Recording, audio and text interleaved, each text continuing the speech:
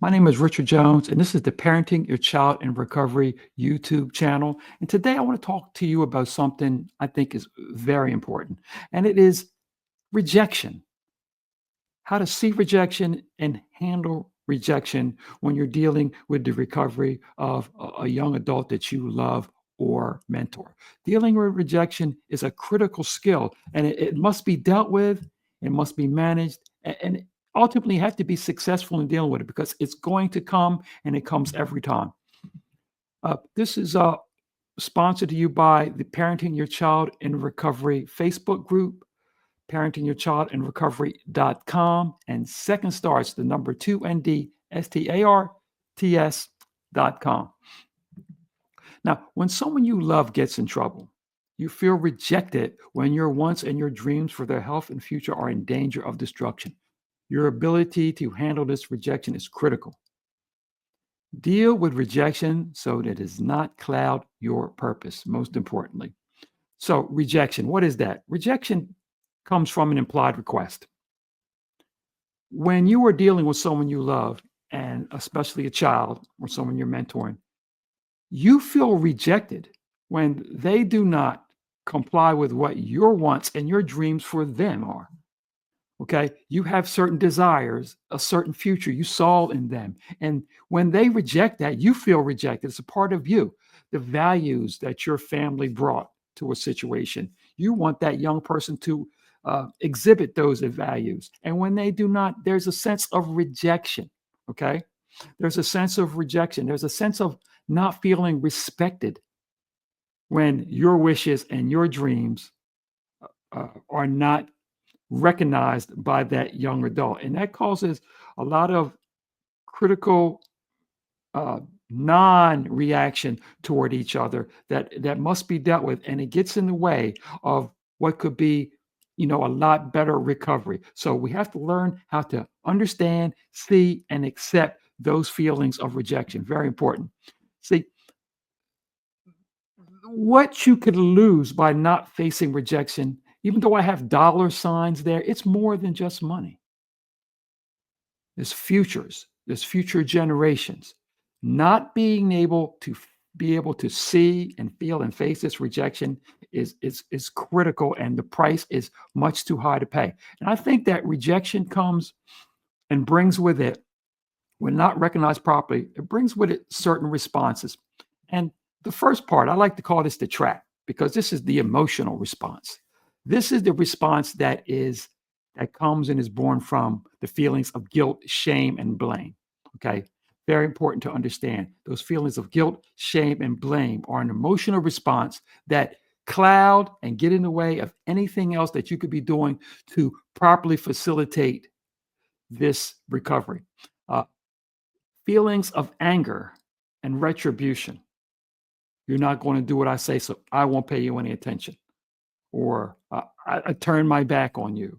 I show you anger. Okay, those feelings of anger, resentment, retribution. Victimhood. You feel victimized because you're being disrespected as a parent or a mentor. Or if you're coming from the young adults, feeling, I'm wrong. Of course, I did something wrong. I'm never right. All my actions were not proper. And that causes a sense of victimhood. That is the emotional responses that are traps and really pollute and cloud any recovery that can come next.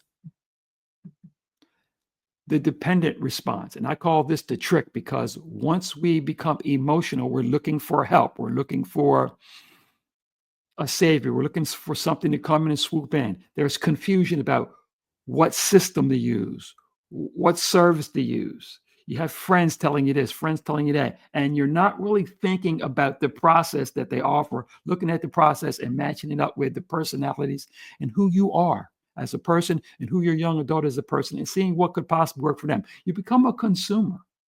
You become someone who is willing to just take what they get, whoever had the best response or the best pitch, or someone that mentioned it to you. You become a consumer. You're willing to buy anything, looking to buy your way to the problem, instead of looking at, what are the possibilities of what could that therapy, what could that mindset bring you? And then you become obedient, because once you join in as a consumer, you start to lose your judgment and start taking on the judgment of other people instead of letting your own thought processes mingle with what's offered, the help that is offered. And the last response, the most dangerous response, no response. And I call this the surrender. This is when you are in complete denial that you have any ability to act, any ability to contribute. You can just only be helped, and you surrender to anything that makes it easy.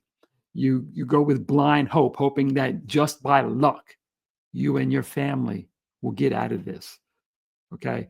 You accept now whatever your fate is because the rejection has weakened you, slowed your mentality, and ate away at your resolve in order to work with this problem. So, to conclude, the feelings of rejection are going to come immediately, swiftly, and they're going to come hard, and they're going to hit you emotionally.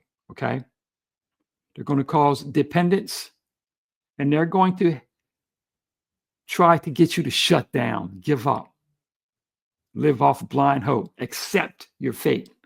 Okay. Learn how to understand, see rejection coming, learn how to stand up to it, learn how to fight those feelings of rejection, learn how to move past them, learn how to create a strong and, team effort recovery for your young adult. This is again Richard Jones for Parenting Your Child in Recovery. That's parentingyourchildinrecovery.com, Parenting Your Child in Recovery Facebook group, and Second Starts. That's the number 2, NDSTARTS.com. So in closing again, remember, let's get out there and help somebody get better, help somebody stay better, and help somebody be better.